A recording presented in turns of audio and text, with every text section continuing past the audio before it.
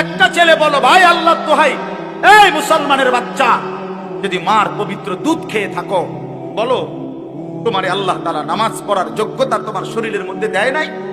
তাহলে বেঈমান নামাজ পড়ো না কেন? কেন নামাজ পড়ো না? আমি দাঁড় করাই, এখানে তো অসংখ্য ছেলে এখানে আছো, এখন চেহারা দেখলে বোঝা যায় তোমার ওই চেহারার মধ্যে তো হাইওয়ান আর জানোয়ারের চেহারা। যেই হাইওয়ান আল্লাহকে সেজদা করে না। আজকের এশার নামাজ পড়ো নাই, আজকের মাগরিব এক ওয়াক্ত নামাজ পড়ো নাই, এমন অসভ্য জঙ্গলি এখানেও তো বসে আছো। বেহায়া, লজ্জা করে না? কেমনে ঘুমাইবি বেটা? নামাজ না পড়ে যদি ঘুমাও, ফেরেশতা যদি একটা লাথি মারে, ফেরেশতা যদি একটা লাথি মারে, ফজরের নামাজ না পড়ে যে ঘুমাও, ফেরেশতা যদি একটা ঘুমের মধ্যে রেখে লাথি দেন। ফেরেশতা ঘুমের মধ্যে রাইখা কোনো জাতিকে ধ্বংস করে নাই? কথা বলেন না কেন? ঘুমের মধ্যে রাইখা কোনো জাতিকে ধ্বংস করছে কিনা? কওমে লূতকে ঘুমের মধ্যে রাইখা ধ্বংস করছে, কওমে সামুদকে, কওমে সালেহকে, কওমে শুআইবকে, এই চারটা জাতিকে আল্লাহ তাআলা ঘুমের মধ্যে রাইখাই শেষ করেছে।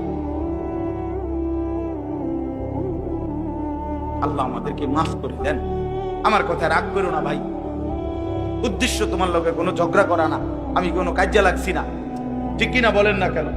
মাকসাদ কি? আপনাদের লগে আমার ঝগড়া দীর্ঘ 20টা বছরের বেশি হবে, আজ থেকে 20 বছরের উপরে হবে এই জমিনে আমার আসা যাওয়া, সুখে দুঃখে আনন্দ বেদনায়, মূল্যায়ন অবমূল্যায়ন, সর্বাবস্থায় আমি আসছি আল্লাহর দয়া। বলেন আলহামদুলিল্লাহ। আলামিন আমার কাছে মাদ্রাসায় গেছে, ভাই আমার অনেক অনেক মহব্বতের ছাত্র। প্রতিটা ঈদ, রমজানের ঈদ, কোরবানির ঈদ, আমার একমাত্র ছাত্র হয় এই ছাত্র, এই আলামিন, হে একমাত্র আমার একজন ছাত্র ব্যতিক্রম, যার একটা আমল আমি সবসময় বলি যে প্রত্যেক ঈদের দিন হয় আর কেউ ফোন করুক বা না করুক, হে আমারে ফোন করে, ভালো আছেন নিউজ, আজিব, এটা তার সবসময় আমল। বহুদিন যাবত আমি দেখছি। আল্লাহ তাআলা উত্তম বিনিময় দান করেন। দিনের পর দিন, বছরের পর বছর শুনলাম, অথচ কিছুই আমি উপলব্ধি করলাম না। এটা ইনসাফ না। আল্লাহর কথা মানুষের পরিবর্তনের জন্য, এই কোরআনের কথাগুলো আমাদের জিন্দেগি বদলাবার জন্য। মসজিদে জুমার নামাজে প্রত্যেক জুমায় বয়ান হয়, 1 বছরে 52 সপ্তাহ। চিন্তা করে দেখেন, একটি বছরে 52 সপ্তাহ, তাহলে 52 সপ্তাহ ইমাম সাহেব আপনাদের জন্য নসিহত করে। এইভাবে যদি 30 বছর 40 বছর ধরে শুনে থাকেন, তাহলে আজকে কতদিন ধরে আল্লাহর কথা শুনতেছেন? বছরে 52, এভাবে 40 বছর, এভাবে 30 বছর, এভাবে 50 বছর। অথচ এত লম্বা সময় আল্লাহর কথা শুনবার পরেও এখনো মিথ্যা বলা ছাড়তে পারলেন না। এত লম্বা সময় আল্লাহর কথা বলা শুনবার পরেও বিড়ি সিগারেট খাওয়ার অভ্যাসটা ছাড়তে পারলেন না। এত লম্বা সময় আল্লাহর কথা শুনবার পরেও চা দোকানের আড্ডা বন্ধ করতে পারলেন না। নাচ গান দেখা, টেলিভিশন দেখা ছাড়তে পারলেন না। তো কখন ছাড়বেন না? সময় হবে কখন? এক মুসলমান বাঁচে কয় বছর? হায়াত তো একেবারেই ছোট্ট, সংক্ষিপ্ত হায়াত। তো সেখানে আমি যদি আখিরাতের কোনো প্রস্তুতি না নেই, তো সময় হবে কখন? তো মূল কারণ কি? মূল কারণ হলো গাফলত, এই খামখেয়ালি ভাব। ইমাম সাহেবের কথা বলে, বয়স্ক মাঝ বয়সী কিছু মুসল্লি আছে, এই বসে বসে জিমায়, মসজিদে বসে বসে ঝুরায়। আর কিছু ছেলে পেলে আছে, তোমরা শুধু শুধু দুষ্টামি করো, মসজিদে বসে কথাবার্তা, ঠেলাঠেলি, ধাক্কাধাক্কি। আরে ভাইয়া, একজন মানুষ কতক্ষণ দুষ্টামি করে? মস্কারি, ইয়ারকি, ফাত্রামি কতক্ষণ? আমরা মুসলমান, আমাদের আল্লাহ আছেন, আমাদের রসুল আছেন, আমাদের কোরআন আছে, আমাদের ইসলাম আছে। আমাদের জিন্দেগি লাগাম ছাড়া না। লাগাম ছাড়া হাইওয়ান জানোয়ারের জীবনই যদি হতো, তো আল্লাহ তাআলা আমাদেরকে মানুষ, মুসলমান বানাইতেন। মুসলমান বানাইছেনই আল্লাহ তাআলা একটা মহৎ উদ্দেশ্য, একটি উদ্দেশ্য। প্রতিটা মানুষকে আল্লাহ তাআলা উদ্দেশ্য নিয়ে বানাইছে। আফাহাসিবতুম আন্নামা খালাকনাকুম আবাসা। কুরআনুল কারীমের মধ্যে আল্লাহ তাআলা বলেন, বান্দা তোমরা কি এই ভেবেছো যে আমি আল্লাহ তোমাদেরকে অনর্থক বানিয়েছি? কোনো উদ্দেশ্য নাই, এমনি এমনি। ওয়া আন্নাকুম ইলাইনা লা তুরজাউন। এবং আল্লাহ তাআলা বলেন, তোমরা কি এই মনে করেছো বান্দা যে আমি আল্লাহর কাছে তোমাদেরকে ফিরে আসতে হবে না? কি ভাবছো আমার কাছে আসতে হবে না? তো উত্তর দেন, বলেন, উত্তর দেন না যে আমরা কি আল্লাহর কাছে ফিরতে হবে? বলেন না, সবাই বলেন, ছেলেরা বলো ভাই, ফিরতে হবে আমরা আল্লাহর কাছে। তো তিনি কি কিছুই জিজ্ঞেস করবে না? ফাওয়ারাব্বিকা লানাসআলান্নাহুম আজমাইন। খোদার কসম, কোরআনে আয়াত। আল্লাহ বলেন, আমি রবের কসম করে বললাম, আল্লাহ নিজের কসম করে, আমি আমার জাতের কসম করে বললাম, বান্দা আমি কিন্তু তোমাদের সকলকেই জিজ্ঞেস করব। ফাওয়ারাব্বিকা লানাসআলান্নাহুম আজমাইন। আজমাইন মানে সকল, একজনকেও ছাড়বো না বান্দা, আমি জিজ্ঞেস করব। কি ভাবছেন? হয়েছে? এই বেটা, বাংলা বুঝো না ইংলিশ বুঝো? বন্ধ করো লাইট, মোবাইলটা নামাও।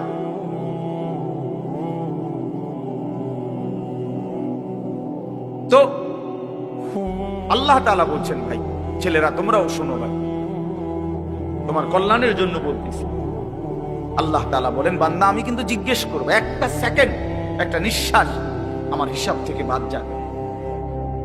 লাকাদ আহসাহুম ওয়া আদ্দাহুম আদ্দা। আল্লাহ তাআলা বলেন, আমি তোমাদেরকে বেষ্টন করে আছি এবং তোমাদের পুরা জিন্দেগি গুনে গুনে রাখছি, গুনে গুনে। হাসি কয়টা, কান্না কয়টা, নিঃশ্বাস কয়টা, হাঁটা কয়টা, চলা কয়টা, হাত নাড়াইছো কয়বার, আল্লাহ বলেন আমার হিসাব আছে। মা তাসকুতু মিন ওয়ারাকাতিন ইল্লা ইয়ালামুহা। আল্লাহ তাআলা বলেন, জমিনে যদি একটা পাতাও পড়ে আল্লাহ জানে, কোন গাছের কোন পাতাটা পড়ছে জানে কিনা আল্লাহ। লাহু মা ফিস সামাওয়াতি ওয়া মা ফিল আরদ ওয়া মা বাইনাহুমা ওয়া মা তাহতাস সারা। আল্লাহ বলেন, সাত আসমানে যা আমার, সাত জমিনে যা তাও আমার, আসমান ও জমিনের মাঝখানে যা তাও আমার, সাত তবক জমিনের নিচে যা তাও আমার। এই জন্য দোস্ত আমার, বন্ধু আমার, বাপ আমার, ভাই আমার, পর্দার আড়ালের মায়েরাও, আমার জন্য, আপনাদের জন্য, আমরা সবাই এটা বুঝা দরকার। আমাদের জিন্দেগির এক সেকেন্ড ফালতু না। হাসতে হাসতে বলা আর কাশতে কাশতে বলছেন, মস্কারি করে বলছেন আর ঠাট্টা করে বলছেন, ইয়ার কি করে বলছেন, সমস্ত কিছু হিসাব হচ্ছে, হিসাব দিতে। ওয়াকুল্লুহুম আতিহি ইয়াউমাল কিয়ামাতি ফারদা। আল্লাহ তাআলা বলেন, তোমরা সকলেই আল্লাহর সামনে কিয়ামতের দিন একজন একজন করে দাঁড়াবে, একজন একজন, আলাদা আলাদা। ফারদান মানে ওয়াহিদা, একজন একজন, আলাদা আলাদা উত্তর দিতে হবে। সুম্মা লাতুসআলুন্না ইয়াউমাইদিন আনিন নাঈম। আমার দেওয়া প্রতিটি নিয়ামত সম্পর্কে অবশ্যই আল্লাহ বলেন তোমাদেরকে জিজ্ঞেস করা হবে।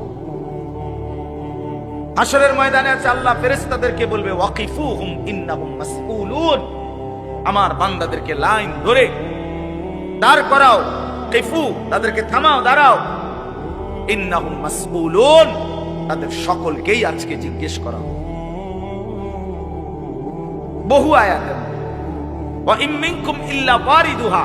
আল্লাহ বলে, তোমাদের একজনও এমন হবে না, নবী বলো, রাসূল বলো, আউলিয়া বলো, ইমানদার বলো, নাফরমান বলো, প্রত্যেককেই ফুল সিরাত পার হইতে হবে, পার হইতে হবে। প্রত্যেককে তার আমল নামার মধ্যে প্রত্যেকে হাতে নিতে হবে, হয় ডান হাতে নয় বাম হাতে। প্রত্যেককেই মিজানের পাল্লার সামনে আসতে হবে তোমার আমল নামা ওজনের জন্য। আল্লাহ তাআলা বলেন, বহু মানুষ তার আমল নামা নিজের জিন্দেগির কর্মকাণ্ড মিজানের পাল্লায় দিবে ওজনের জন্য। আহা, আল্লাহ বলে কাফের, বেঈমান, নাফরমান, পাপী, ফালা নুকিমু লাহুম ইয়াউমাল কিয়ামাতি ওয়াজনা, সেদিন কিয়ামতের দিন মিজানের পাল্লাতে তাদের সারা জিন্দেগীর সমস্ত কর্মকাণ্ডের এক বিন্দু কোনো ওজন আসবে না, 100 গ্রামও হবে না, 100 গ্রাম। জিন্দেগিটা শুধু ভাত তরকারি আর বন বিড়ি আর চা বিস্কুট আর ভাত, ঘর বাড়ি বাজার ব্যবসা চাকরি টাকা রোজগার এর মধ্যেই শেষ করে দিচ্ছে। এই পুরাটা একসাথে ওজন দিলে কিছুই আসবে, কিছুই আসবে। আল্লাহ তাআলা ফামান সাকুলাত মাওয়াজিনুহু ফাহুয়া ফি ঈশাতির রাদিয়া ওয়া মান খাফফাত মাওয়াজিনুহু ফাউম্মুহু হাওিয়া, যার মিজানের পাল্লায় আমল ভারী হবে সে অনন্তকালের সুখের জান্নাতে বসবাস করবে। যার আমল নামায় মিজানের পাল্লা আমল নামা হালকা হবে তো সে জাহান্নামের নির্মম ভীষণ আগুনের মধ্যে নিক্ষিপ্ত। এজন্য দোস্ত সবাইরে বলি, শুধু এই এক বেলার ওয়াজ না, আল্লাহর কথা প্রতিদিন মনোযোগ দিয়ে শোনা উচিত। জুমার বয়ান দিল দিয়া শুনুন। কেন ঘুমাইবেন, কেন জুরাইবেন, কেন দুষ্টুমি করবেন? আল্লাহর কথার সামনে কোরআন শরীফে আছে, সরাসরি আছে, আল্লাহ বলেন আমার কথা যার সামনে বলা হলো অথচ সে তার প্রতি মনোযোগী দৃঢ় হলো না, আমান আযলামু মিম্মান যুক্কিরা বিআয়াতি রাব্বি ফাআরাযা সুম্মা আ'রাযা আনহা। আল্লাহ বলেন আমার কথা যার সামনে পেশ করা হলো অথচ সে তার থেকে বিমুখ, মনোযোগ দিল না, আল্লাহর কসম আল্লাহ বলছে তার চাইতে বড় জালেম আর কেউ নেই। ওটা নিকৃষ্ট জালেম, ওটা সীমা লঙ্ঘনকারী বেয়াদব, যার সামনে আমার কথা বলা হচ্ছে অথচ সে আমার কথার প্রতি মনোযোগী না। কার সাথে গাদ্দারি করছিস ভাই? কার সাথে? কত বড় মালিকের কালাম, কলিজা ছিঁড়ে যাওয়ার কথা, দিল নড়ে উঠবার কথা। তাকশাইরু মিনহু জুলুদুল্লাযীনা ইয়াখশাউনা রাব্বাহুম। আল্লাহ বলে কোরআন তো আমি এমন নাজিল করেছি আমার ইমানদার বান্দা যখন শুনবে তো তার শরীরের চামড়ার উপরে যে পশমগুলো আছে সেগুলো দাঁড়ায় যাবে।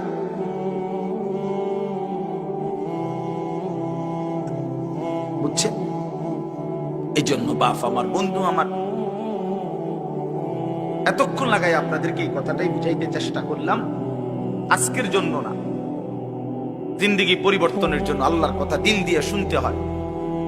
ছোট হুজুর বড় হুজুর কোনো কথা না, আপনাদের গ্রামের হুজুর আর বাহিরের হুজুর কোনো কথা না। আমিও গ্রামেরই, আমি কোনো মাটির তলের থেকে আসি নাই, চাঁদের দেশ থেকে আসি নাই, ঠিক কিনা বলেন না? আমিও এক গ্রামের সন্তান, তো আলামিনও এক গ্রামের সন্তান, মৌলানা ইয়াহিয়াও এক গ্রামের সন্তান, হুজুর এক গ্রামের সন্তান। তাহলে স্থানীয় না দূরের এটা কোনো কথা না, প্রধান বক্তা না বিশেষ বক্তা এগুলো কোনো কথা না, সকালে বলছে না আসরের পরে বলছে এগুলো কোনো কথা। রাত 10টা বাজে ওয়াজ করলে উনি প্রধান বক্তা আর আসরের পরে বয়ান করলে উনি সামান্য বক্তা, এই সিদ্ধান্ত কে দিল? বলো কথা, এটা কেমনে ফয়সালা হইল? মাগরিবের পরে ওয়াজ করলে উনি বিশেষ বক্তা, তো নবী সাল্লাল্লাহু আলাইহি সাল্লাম কোনদিন মাগরিবের পরে বয়ান করে নাই, কথা বলেন না? ফজরের পরে বলে নাই তো আচ্ছা এটা কোনো বিষয়? এগুলো ধোঁকা। এই প্রধান বক্তা, বিশেষ বক্তা, অল্প বক্তা, সামান্য বক্তা, সাংঘাতিক বক্তা, ভয়ঙ্কর বক্তা, সিরিয়াস বক্তা, উড়াধুরা বক্তা, এগুলো ধোঁকা। বরং আল্লাহর কথা যিনি বলেন, যখনই বলেন তিনিই দাম। আপনার এলাকার হুজুর বললেও দামি, দূরের হুজুর বললেও কি, আপনার মসজিদের ইমাম বললেও দামি, অন্য মসজিদের হুজুর বললেও দাম। এই জন্য এটা গুরুত্বপূর্ণ। এটা যদি আপনি দিলে বসান তাহলে মাখলুক থেকে নজর সরু। ব্যক্তির মোহর কোনো বিষয় না, জনপ্রিয়তা কোনো বিষয় না, আল্লাহর ইচ্ছা। আল্লাহ কখনো কাউকে 1000 মানুষের জন্য কবুল করে, কেউ 100 জনের সামনে বলে, কেউ 1 জনের সামনে বলে।